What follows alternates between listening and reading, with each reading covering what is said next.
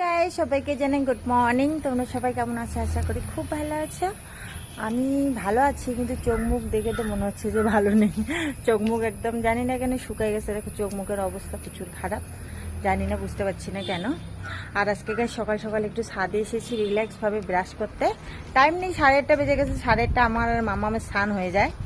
আজকে ভাবছি যে থাক, মেয়েটাকে আর তাড়া দেবো না।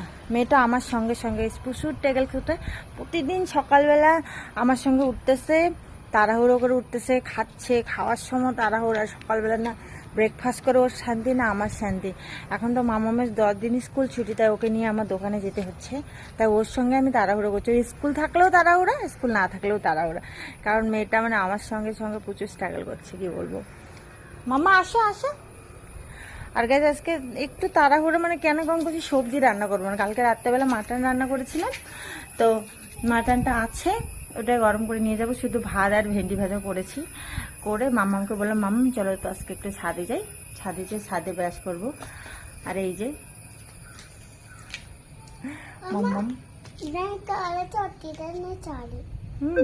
আর সারেলা তো ওকে গায়ে বাবাই। গাইস ব্রাশ তো হয়ে গেছে, আমার মুখ এখনো ধুইনি, মুখটা ধুয়ে নিই। এখন যে আবার নিচে স্নান করতে হয়, মামামের গরম জল করা মানে বসায় দিয়ে চলে আসছি উপরে। এখন যাই স্নান করাবো। আর গাইস তোমাদের একটা কথা বলি, মামামকে না এই ড্রেসটা আমি পরাতে চাই না। মাম্মা জোর জবরদস্তি পরে।